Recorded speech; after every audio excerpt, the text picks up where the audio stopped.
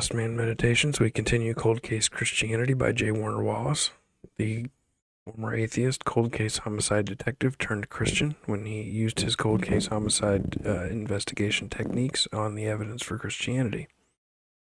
He's a cold case homicide detective. J. Warner Wallace is a Christian casemaker, adjunct professor of Christian apologetics at Biola University. His cases have appeared on Dateline, Fox News, and Court TV. He is a recipient of the Police and Fire Medal of Valor Sustained Superiority Award, has a master's degree in theological studies. Former atheist for many years, now he uses his investigative skills to make a case for Christianity. Lives with his family in Southern California. Now we're going to do Chapter 7, where we resist conspiracy theories and recognize the rarity of true conspiracies. There are some popular conspiracy theories out there. For example, one such conspiracy theory is that Lee Harvey Oswald did not act alone when he killed President John F. Kennedy. The U.S. government was involved in the 9/11 disaster. They say it was an inside job, the conspiracy theory holders. Another one is that the 1969 Apollo moon landing was fabricated. Another one was that a UFO crashed in Roswell, New Mexico. And to prove that a defendant is part of a felonious conspiracy, prosecutors in California must prove the defendant intended to agree and did agree with one or more other defendants to commit an alleged crime. In California, at the time of the agreement, the defendant and the other conspirators intended that one or more of them would commit the alleged crime, that one or more or all of the co-conspirators overtly worked to accomplish the alleged crime. There are some rules for some good conspiracies. In real life, real conspiracies are hard to pull off. Successful conspiracies share a number of common characteristics. For instance, they will have a small number of conspirators. The smaller the number of conspirators, the more likely the conspiracy will be a success. This is easy to understand. Lies are difficult to maintain.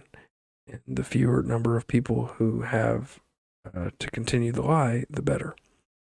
The fewer number of people to have to continue to make up the story, the better, because the more people that are involved, it'll be harder for them to all keep their stories straight. In addition, a successful conspiracy must be thorough and immediately communicated. This is key. When conspirators are unable to determine if their partners in a crime have already given up the truth, they are far more likely to say something in an effort to save themselves from punishment. Without adequate and immediate communication, co-conspirators simply cannot separate lies from the truth. They are easily deceived by investigators who can pit one conspirator against another.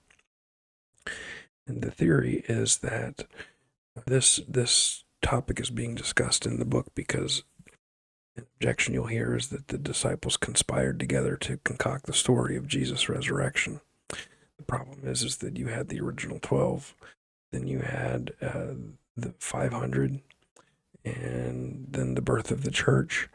You have these multitudes, hundreds of people within the first few years of the birth of the church. There's no way it would just be a conspiracy. Jesus' disciples could not tell if the other disciples, they did not conspire together. They were not near each other after Jesus ascended. They were spread out. There was not time for adequate and immediate communication among Jesus' disciples. There would be a short time span with a successful conspiracy. Lies are hard enough to tell once. They're even more difficult to repeat consistently over long periods of time. For this reason, the shorter the conspiracy, the better. The ideal conspiracy would involve only two conspirators, and one of the conspirators would kill the other right after the crime. That's a conspiracy that would be awfully hard to break. But with the resurrection, Jesus' disciples had decades for the birth of the church. Their story did not die out. They continued to preach the resurrection. The book of Acts is that first church. You have significant relational connections for a good conspiracy. When all co-conspirators are connected relationally in deep and meaningful ways, it's much harder to convince them to give up the other. When all co-conspirators are family members, for example, the task is nearly impossible. The greater the relational bond between all the conspirators, the greater the possibility of success. Little or no pressure. Few suspects confess to the truth until they recognize the jeopardy of failing to do so. Unless pressured to confess, co-conspirators will continue lying. Pressure does not have to be physical in nature. When suspects fear incarceration or condemnation from their peers, they often respond in an effort to save face or save their own skin. This is multiplied as the number of co-conspirators increases. The greater the pressure on the co-conspirators, the more likely the conspiracy is to fail. You're right; they can't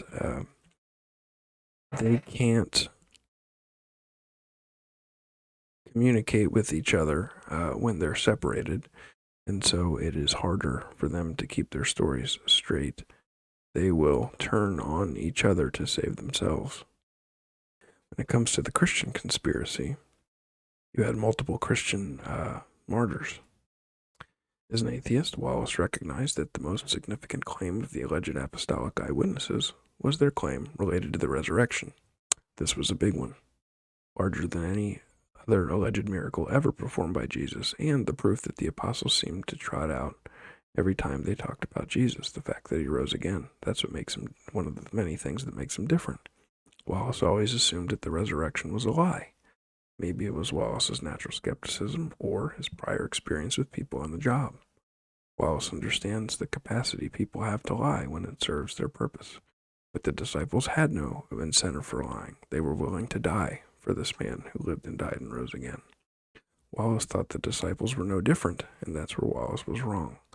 In an effort to promote their cause and strengthen their own position within the religious community, Wallace used to believe that these 12 men concocted, executed, and maintained the most elaborate and influential conspiracy of all time.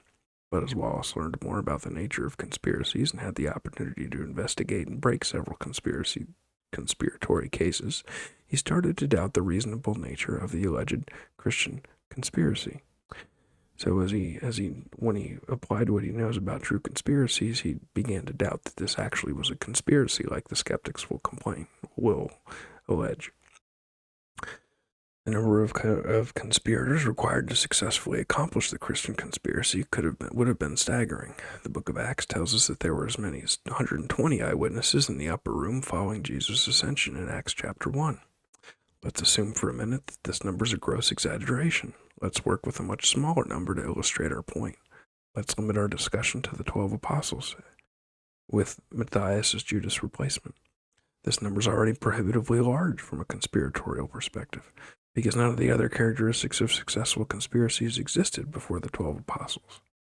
The apostles had little or no effective way to communicate with one another in a quick or thorough manner. Following their dispersion from Jerusalem, the 12 disciples were scattered across the Roman Empire, so they couldn't conspire together and concoct a seamless story. And according to most ancient accounts, the apostles were ultimately interrogated and martyred far from one another. Methods of communication in the first century were painfully slow, and the apostles were separated by far more than a hallway. From Peter in Rome to James in Jerusalem to Thomas in Mylapore, the apostles appear to have been ultimately interrogated in locations that prevented them from communicating with one another in a timely manner. So there's no way they could have corroborated each other's stories and made something up.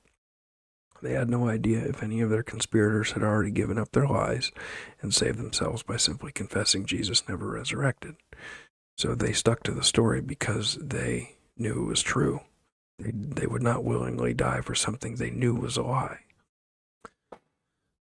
Skeptics sometimes claim that these recorded locations of martyrdom are unreliable because they're part of a biased Christian account. There isn't a single non-Christian record that contradicts the claims of martyrdom offered by the local communities and historians. In addition, the apostles would have been required to protect their conspiratorial lies for an incredibly long time. The Apostle John appears to have lived the longest, surviving nearly 60 years after the resurrection. While many typical witnesses can't keep their conspiracy alive for many hours, the apostles kept theirs intact for many decades. To make matters worse, many of them were complete strangers to one another prior to their time together as Jesus' disciples. Some were indeed brothers, but many were added over the course of Jesus' earthly ministry and came from diverse backgrounds, communities, and families. While there were certainly pairs of family members in the group of apostolic eyewitnesses, many had no relationship to each other at all. Philip, Bartholomew, Thomas, Simon the Canaanite, and Matthias had no family relationship to any of the other apostles. Whatever the relational connection between these men, the short years they spent together would quickly pale in comparison to the decades they would spend apart from one another prior to the time of their final interrogations. At some point, the bonds of friendship and community would be tested if their individual lives were placed in jeopardy. Successful conspiracies are unpressured conspiracies. The apostles, on the other hand, were aggressively persecuted as they were scattered from Italy to India. According to the records and accounts of the local communities, each of them suffered unimaginable physical duress and died a martyr's death. Ancient writers recorded that Peter was crucified upside down in Rome, James was killed with the sword in Jerusalem, and Thomas was murdered by a mob in Milopor. Each story of martyrdom is more gruesome than the prior. As we examine the list of apostolic deaths, this pressure was far greater than the fear of state prison faced by today's modern criminals. Yet none of the 12 recanted their claim related to the resurrection. Not one. There could not be a less favorable set of circumstances for a successful conspiracy than those that the 12 apostles faced. Multiply the problem by 10 to account for the 120 disciples in the upper room, or by 40 to account for the 500 eyewitnesses described by Paul, and the odds seem even more prohibitive. None of these eyewitnesses ever recanted. None was ever trotted out by the enemies of Christianity in an effort to expose the Christian lie. Successful conspiracies do occur every day, but successful conspiracies typically involve a small number of incredibly close-knit participants who were in constant contact with one another for a very short period of time without any outside pressure. That wasn't the case for the disciples. These men and women either were involved in the greatest conspiracy of all time or were simply eyewitnesses who were telling the truth. It's evident that the more reasonable conclusion is that these men and women were eyewitnesses who were telling the truth. The less reasonable conclusion is they were all part of a grand conspiracy. Martyrdom, though, is not always proof that they're telling the truth. As far as the disciples, Andrew was crucified in Patras, Greece. Bartholomew, Nathanael, was flayed to death with a whip in Armenia. James the Just was thrown from the temple and beaten to death in Jerusalem. James the Greater was beheaded in Jerusalem. John died in exile on the Isle of Patmos. Luke was hanged in Greece. Mark was dragged by horse until he had died in Alexandria, Egypt. Matthew was killed by the sword in Ethiopia. Matthias was stoned and beheaded in Jerusalem. Peter was crucified upside down in Rome. Philip was crucified in Phrygia. Thomas was stabbed to death with a spear in India. Sometimes an issue is raised related to the relationship between martyrdom and truth. History is filled with examples of men and women who were committed to their religious views and were willing to die a martyr's death for what they believed. The hijackers who flew planes into the Twin Towers, for example, considered themselves to be religious martyrs. Does this martyrdom testify to the truth of their beliefs in a manner similarly to the martyrdom of the 12 apostles? No. There's an important distinction that needs to be made here. You and I might die for what we believe today, trusting in the testimony of those who were witnesses thousands of years ago. We were not there to see Jesus for ourselves, but we may believe we have good reason to accept their testimony. Our martyrdom would therefore be a demonstration of this trust rather than a confirmation of the truth. The original eyewitnesses, however, were in a very different position. They knew firsthand if their claims were true or not. They didn't trust someone else for their testimony. They were making a firsthand assertion because they saw it themselves. The martyrdom of these original eyewitnesses is in a completely different category of those who might follow them. If their claims were a lie, they would know it personally, unlike those who were martyred in the centuries that followed. While it's reasonable to believe that you or I might die for what we mistakenly thought was true, it's unreasonable to believe that these men died for what they definitely knew was untrue. Lastly, the tool for the call-out bag, the tip for the checklist. A healthy skepticism toward conspiracy theories is an important tool to include in our call-out bag. We need to hesitate before we wholeheartedly embrace conspiratorial claims related to the apostles. Movies like The God Who Wasn't There and Zeitgeist the Movie have popularized the notion that Christianity is simply a retelling of prior mythologies. In essence, these movies argue that a group of conspirators assembled the fictional story of Jesus from a number of pre-existing mythologies, borrowing a little here and a little there, and perpetuated the elaborate lie until they died. While some skeptics may still reject the claims of Christianity, they should at least realize that successful large-scale conspiracies are rare, and the notion of a Christian conspiracy is simply unreasonable. As Christians, we need to recognize that our culture is fascinated by conspiracy theories. Many of our friends and family members are quick to jump to elaborate conspiratorial possibilities, even when there are simpler explanations on the table. Given how difficult it is to pull off a conspiracy successfully, believers can help skeptics as they assess the apostles' claims about the resurrection. In order to be consistent in our beliefs and explanations, believers need to resist the temptation to see a conspiracy around every corner of events. It's unreasonable for the resurrection to be a product of a conspiracy. It's just as unreasonable that other events requiring a large number of conspirators and the perfect set of conditions would be the result of a conspiracy. Let's be careful not to unreasonably embrace conspiracy theories related to secular issues while simultaneously trying to make a case against the alleged conspiracy of the apostles. If we're consistent in our understanding and rejection of unreasonable conspiratorial explanations, we'll successfully communicate the truth of the resurrection to a skeptical world. That's the end of Chapter 7. Next time it's Chapter 8, Respect the Chain of Custody.